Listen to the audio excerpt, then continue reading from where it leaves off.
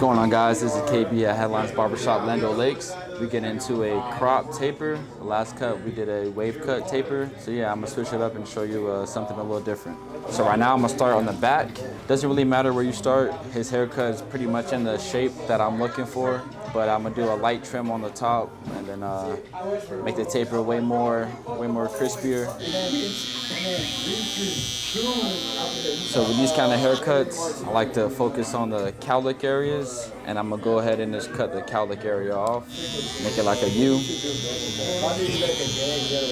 So these are my not zero gap gold FX trimmers. Now I'm gonna go in with my Tomb45 Barber Skool Pro and start with my number 2 guard, start with my first guideline, and work my way down from there.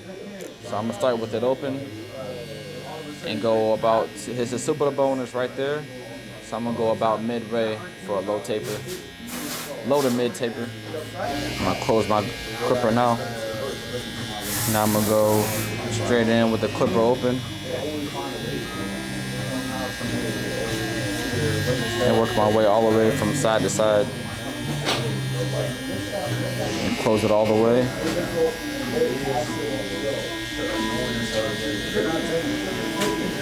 Open it.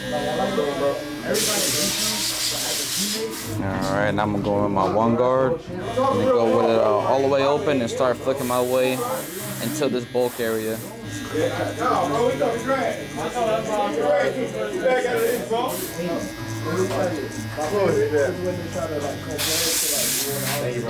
The main point of this haircut is to give it shape. So you want this back area around the occipital bone to flare out and create more of a round shape. So I'm gonna keep this bulk area right here, so that way I can flare it out myself manually with the freeform or freehand, or just use my scissors and go ahead and take the bulk out myself. But the main point is I don't want to go too high on this fade, so that way at that point the fade is all the way up there and it defeats the whole shape of the haircut.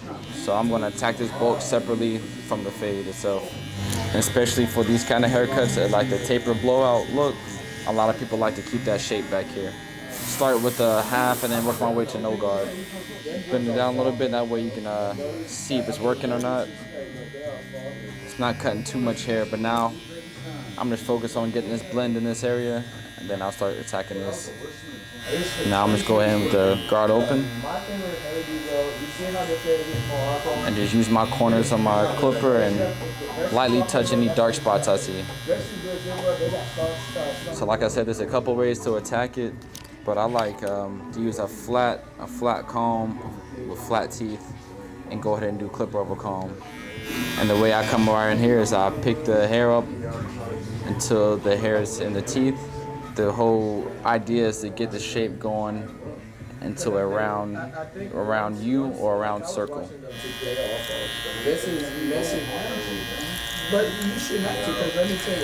Then when you get down here, you can pick up the hair and go up and down motion. But always rest your comb on the neck of the head. It's harder to do clipper over comb if you're freehanding it. It's unbalanced, but if you have a rest area, you can go ahead and angle it way better.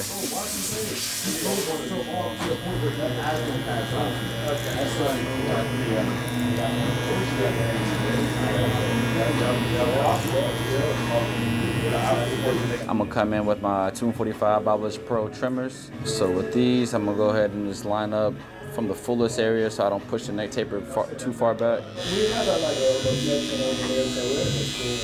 And with the neck taper, I usually like to use the corner of my teeth and continue to comb the hair in wherever direction the hair wants to go.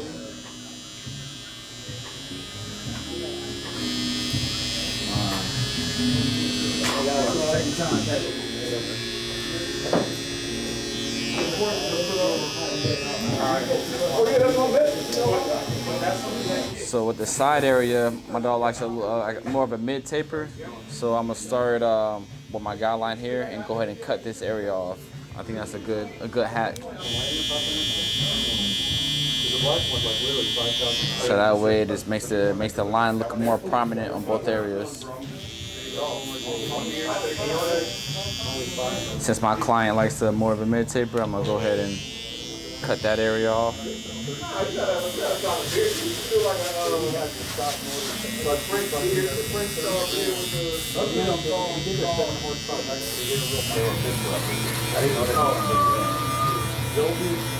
And if I maximize the sharpest lineup and make the hair lay down a little better, I'll just use some holding spray on my finger right here. Do a little light spray, rub it in, and do a light tap on my client's edges, just to lay them down. Do it on both sides. That little hack could make the lineup a little bit more crispier. Just go in and take my time. I want to flare out this area and make everything more of a U shape. Even the back, you see how it's more rounded and kind of flaring out now. So when I attach the scissors to the sides, it's more uniform. So even with the clippers, I'm gonna go ahead and flip out in a C motion. And with this kind of hair, I like to fade down. It makes it a little bit more easier. I'll start with a higher guard up here in that 4, and then I'll go to like a 2, and then I'll go straight to my guard open, and then mix them together. So now I'm hitting it with a 2, open.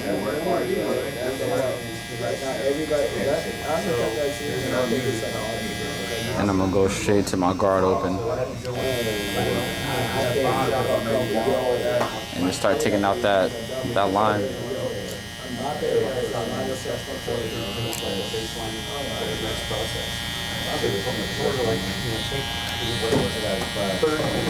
Now I do my 1 open.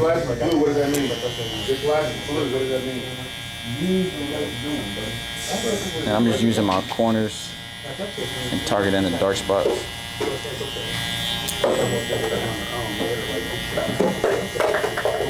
Go straight from my 2 to the guard open.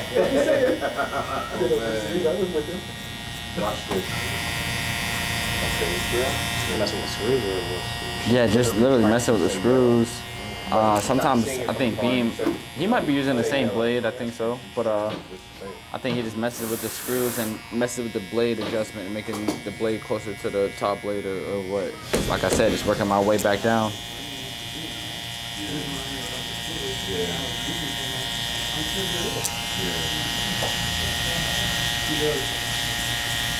So if I see like any dark spots or anything and I don't really want to use the guards or the clippers, I just come in with a small tooth comb and some thinning shears and go ahead and target some area. So I see this area, I'm gonna go ahead and pick it up and just cut to the stem of my comb right here. Like one or two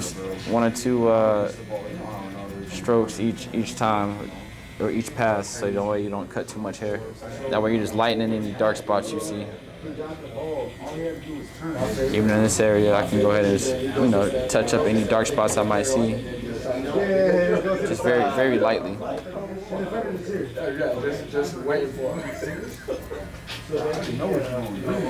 what you see, because I like to start sometimes just like this, so I can go ahead and get the vertical part as good as possible and use my corner and just connect that to the point.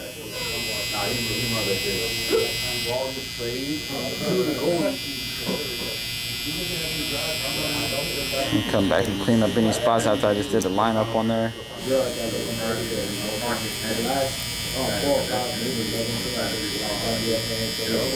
Cool, so now I'm gonna go ahead and work on the top and be able to connect the sides to the top. Yeah, make the whole shape come together. From what I see, it looks pretty even. I can clean up a little areas, like a point cut a little bit. But yeah, for the most part, it looks even to me. Right here, and I'm gonna go ahead and point cut it together. Yeah, for me, that's like the easiest way to connect the top and the sides to the back is to start with the guideline out here and then go ahead and start in the interior. So I'm gonna do the same thing on this panel right here. Go ahead and pull it out and just point cut it all the way to the bottom right here. If you're unsure, you can come back to your previous section, but it matches, so I can keep continuing on. So for what I'm seeing, you can just do a light touch up in this front area. You notice I point cut everything. These sides are pretty good. I like how it's sitting to the side of his hair and the profile going into a C cup. I can clean up anything with the scissors or the shears. And then I'm gonna go ahead and add layers on top now. And I'll just point cut. If you point cut the whole haircut, it's so easy to add texture and you cut off length at the same time. I can guarantee you this is what Mbappe is listening to right now.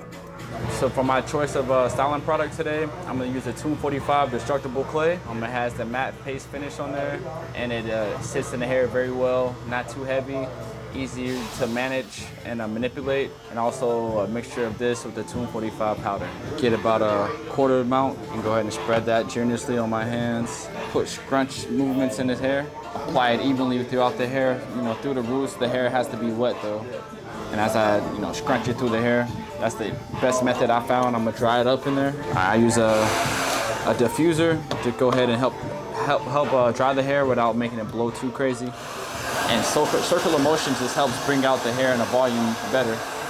And as I dry it, I just keep using that scrunch motion with my hands. With this powder, I like to go ahead and move the hair and apply it to the roots. A light sprinkle, less is more.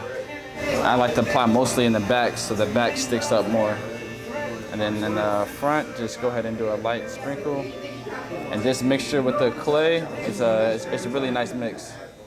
So yeah, again, I just got my dog right with a nice cropped textured fringe with a nice taper on the sides and back, a mid taper with the finishing products of the destructible clay and the Tomb45 powder.